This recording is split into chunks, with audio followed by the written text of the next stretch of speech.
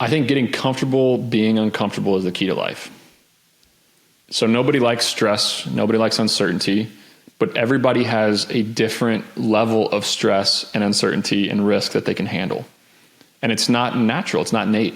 You're not born with that stress threshold.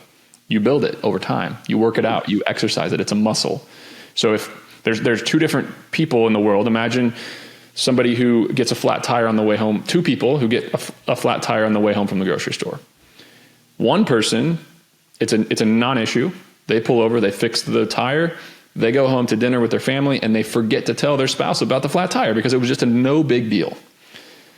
The other person on the other end of the spectrum gets this flat tire, and it is the end of the world. They're having a panic attack in their car. They're crying. They're trying to call their parents. They're calling their spouse over and over and over again. And it ruins a 6-hour chunk of their day. And they're thinking about it and having, flashbacks on this issue every time they're in a car for a month.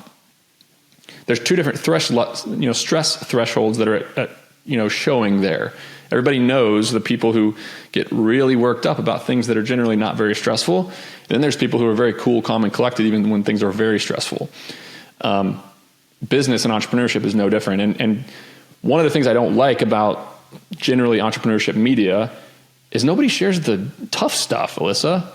Like this is hard. Business is freaking hard. It's stressful all the time. You're hiring people, you're firing, you're negotiating salaries, you're talking with vendors and having very difficult conversations.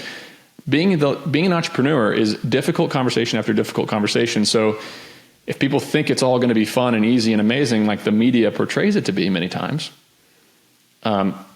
it's not for you. And 5 years ago, I thought entrepreneurship was for everybody. Today, I don't think it's for everybody at all. I think it's for a very small subset of the population. Yeah. Who's it for? I think it's for the people who are good decision makers and are reasonably competent people. That cuts out half the population, unfortunately, because a lot of people just don't have their crap together in life, unfortunately. Then to run a business, you have to be able to make these decisions every single day. What am I going to pay this person? There's no textbook. Like we're raised in a world where you turn the pages a couple pages back and there's an answer for everything in life. Or if you don't know what to do at work, you call your boss. Or if you don't know what to do at the store, you go and find an attendant to help you.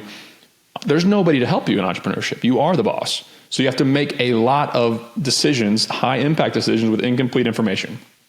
That's very, very uncomfortable and foreign to a lot of people. Hey, I don't have all the data. I don't have the information. I got to make the best decision that I possibly can. So if you're a really good decision maker, I think you can really do well in entrepreneurship. But being in entrepreneurship for 15 years now, I'm constantly blown away by how poor most people are at making decisions. That's true. Not saying I'm great at making decisions either. Like, there's two ways to do everything, but yeah, you get constantly let down by employees and other people in your, general competence. Well, one thing I would say is to the founders that I coach, when they're frustrated about their people, the truth is that if their people had an owner mentality, they'd be owners. Right. They wouldn't be working for you. There's this mantra around employees in media that they want autonomy. They want to be their own boss. They want dynamic environment. All that's wrong. Like employees want structure. They want to know how to win. They want to be told how to win. They want to go home at 5:00 and feel good about the work that they did that day.